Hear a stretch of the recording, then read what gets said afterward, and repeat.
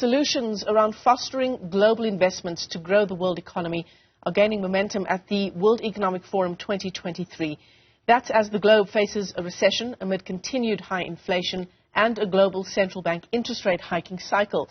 However, world leaders are seeking ways to mitigate against the worst of it. Tumisang Ndlovu is in Davos for us this morning for the latest on these developments. Tumisang, great to see you.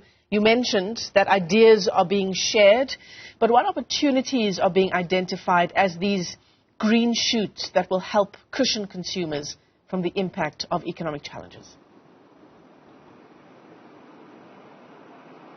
That's correct, Michelle. And some of those green shoots lie in the travel system across the world. And there's discussions around the ease at which this can be done, the digitization of travel documents to accommodate migrant workers. Just as an example, right here in Davos, many of the working force would be from around Europe. And that has been used as a test case that would then be exemplary to the rest of the world, how we manage and also accommodate migrant workers, because opportunities lie in the global economic landscape as opposed to a domestic situation. But again, the reason behind why these solutions are being discussed is of that precarious world economic outlook for 2023 and trying to build a future outlook where the world is seemingly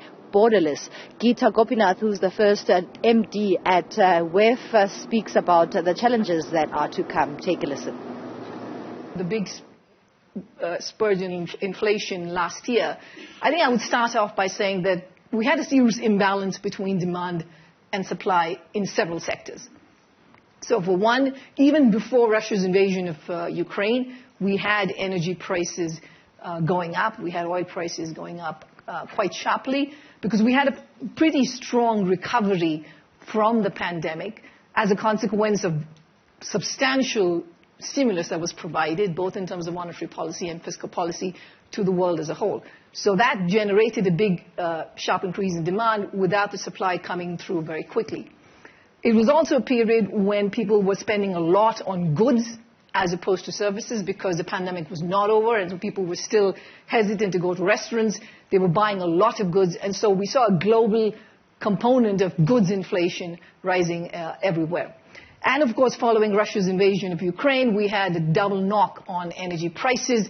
It was different, it was really bad in parts of the world like Europe, where you had gas prices go up 3 to 4 times. So these were several of the factors that drove the inflation. So, Michelle, most of those challenges that have been explained by Geeta Gopinath, we can relate to in South Africa, but what is being deliberated on currently at WEF 2023 is also the investment opportunities that lie in the likes of infrastructure. If you think of this particular year and what Davos looked like about 10 years ago, it was vastly different, and it is that infrastructure build that is another example of how the world economy can take a lead and examples from what has been achieved right here, speaking of that global collaboration and really speaking to how the world can start maneuvering around getting the infrastructure and energy challenges to mitigate against the current economic climate.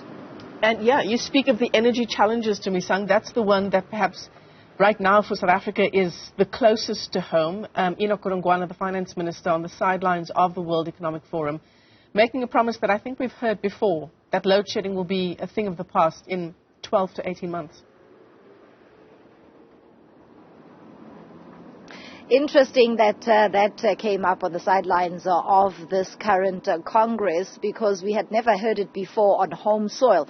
The 12 to 18 months seems like a very short period, but we have been having load shedding for over 10 years in South Africa. Maybe that is a messaging to global investors as opposed to locals. What we need to then ask, and calls that have been made, is how South Africa is going to get there, with what funding. And what we know from the finance minister. Just last week, he indicated that absorbing Eskom's debt and plans around how South Africa is going to do that through its fiscus will only be detailed in his February budget.